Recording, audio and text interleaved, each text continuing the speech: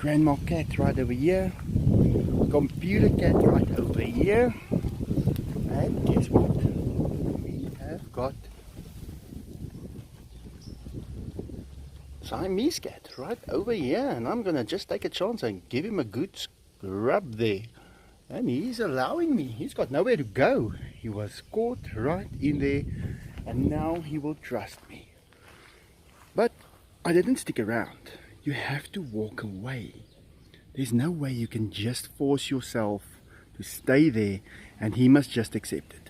You have to know that a cat will allow you to touch him, but you have to be the one to let go. Same with a tiger. You can touch him, but you have to know when to let go. And that would be basically immediately. So don't try and push your luck with animals. Even that cat just now, when I put my hand in there, he did have some reaction on his face that he is not happy and he doesn't trust me. So I touched him and let him go. So I've had a lot of people who has been worried about certain things. And yeah, when you're worried about things, it means your trust is not there all the way. Now, it could be a good thing, but you're losing out on so much if you don't have that much trust in something. Like for instance, this fence. People have been telling me, how can you trust this fence? Now I want to tell you about this fence. When I started off with Enzo, we only had the wire. We didn't even have poles yet. We placed it here and it stood there. Okay, it wasn't that big then.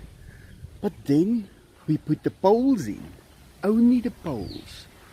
And then we placed some screws and stuff. Actually, we just used wire to attach it to the poles, and it was standing. We had nothing up there or at the bottom, like the support that you see there at the bottom. We didn't have that, and nothing at the top. And Enzo was big. He was getting bigger and bigger and bigger, but still it was fine. Now don't make a mistake. Don't think because a tiger is still small, he's not able to push it down or do anything to it. It doesn't matter what size a tiger is. They are able to damage things. The thing is, they've got a lot of energy when they're young. Around about 6 months, that's the worst. That's where you think maybe he should go to a zoo. Yes, and I also said those words back then. At 6 months, he was throwing down TVs and he was raiding the kitchen, taking out everything out of the fridge, and he was difficult. He was dragging around couches and he was dragging around beds. And yeah, I had more holes in my arms than you would believe.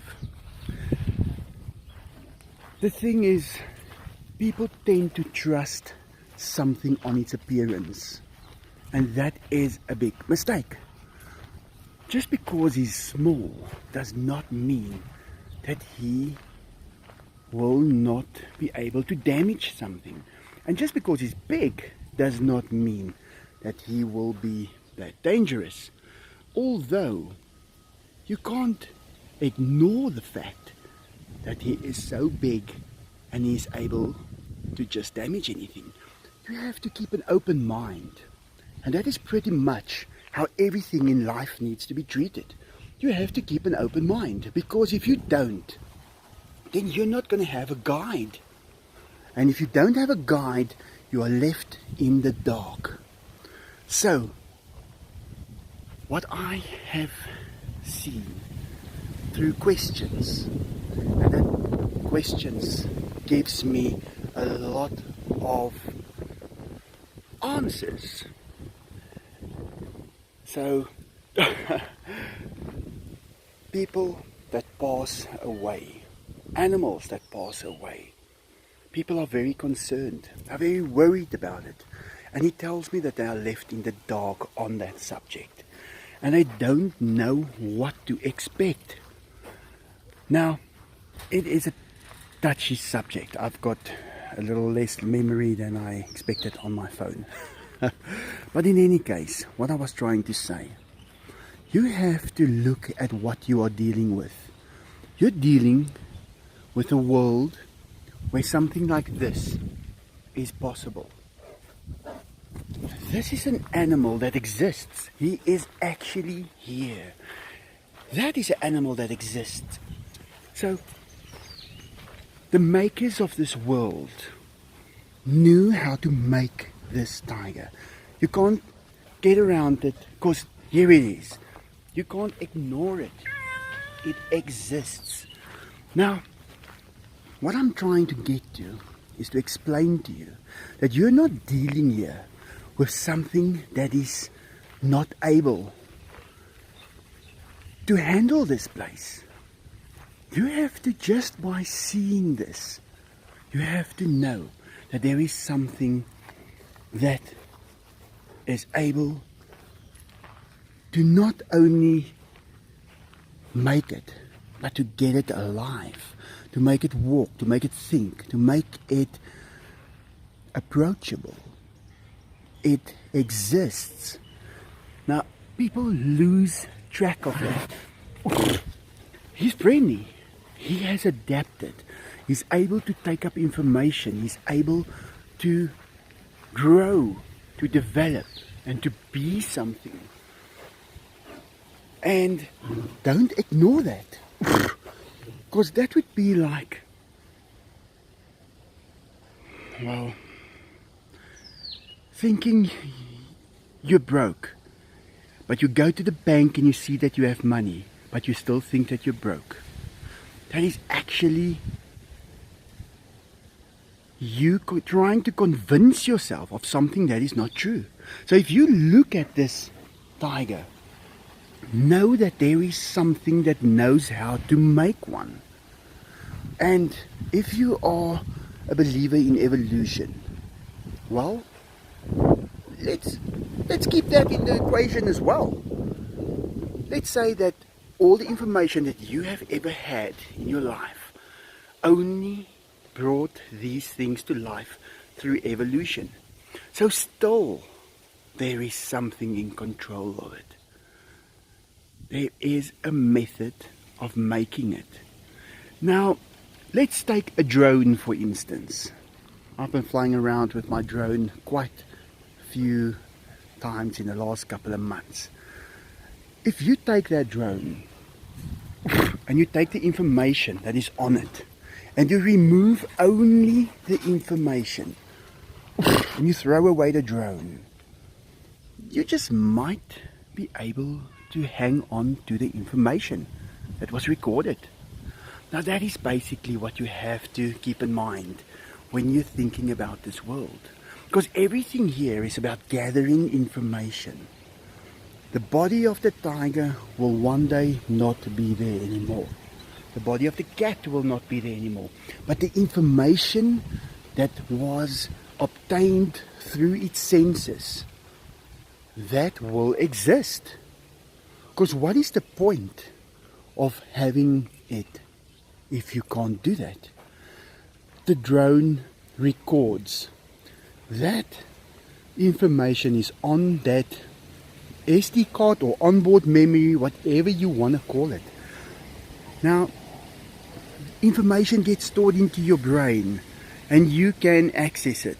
But does it really get stored into your brain? Maybe it gets stored in a place much further away, not even in this world. You are just able to access it with your brain because that is the device that makes the call.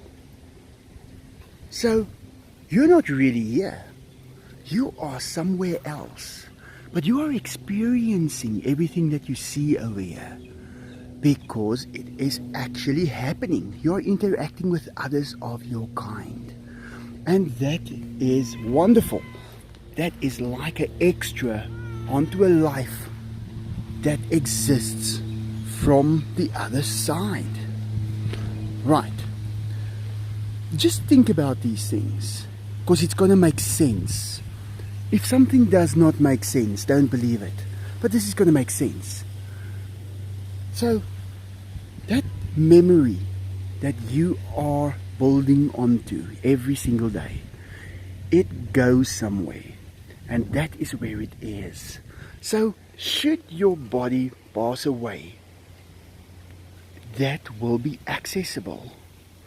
And by what I see here, the makers of this world will be able to produce another body like this and transfer that memory straight back. So in other words, there is no such thing as death, but there is a necessity around death. It needs to be there to give you a clean slate. Because I mean, if that tiger gets out of control and he does a lot of damage and people are hurt and he is forever, he's going to live forever, that's going to be a big problem, because he's going to have to sit with the consequences forever. So while he's not perfect, he needs to be in a place where he can get a clean slate should it be necessary. And that is basically what death is. Death is a break between, so you can actually zero yourself out and start over again, because you will be held responsible for your actions, well, by the rest of the people, if that did not happen. So if you make a mistake, and I'm sure people do make mistakes in their lives now and then, that is what death is. It gives you an opportunity to get out, to start over again without being completely vulnerable to punishment from the others that you have been hanging out with. Well guys, that's it for now. I think I should leave it there. So know that death is a very important part of this world, and that it's not the end. And if you need proof, just go to the mirror and look in the mirror. Look into your eye. Go and see the detail. Go and see how it works. And narrow it down with technology that we have today. Take the camera lens and look at the lens of your eye. That is where it will be developed into. So your biggest part of technology that you have is basically yourself. That is your human body that contains the information that you have gathered throughout your life, and that information is not gone. And when you go to sleep at night, that information gets transferred to a cloud, like any device where you've recorded stuff onto. That cloud keeps it, and it is accessible. But we're not talking about the technology that we think we possess today as something superior. We're talking about something much, much more. Something that in 1,000,000 years, the technology will come down to what the basics that we are born with. And we will realize that the technology of today does not really account for much. It is simply not enough. Well, I hope I can convince you that there is more to life than nothing that people expect once you die, because there is so much more. Thanks for watching, and I hope that you get a little answer from that. Just something to explain it a little bit and think about it, because it's not the last time I'm making this video. I will be making some more. Thanks for watching, and like always, have a great day.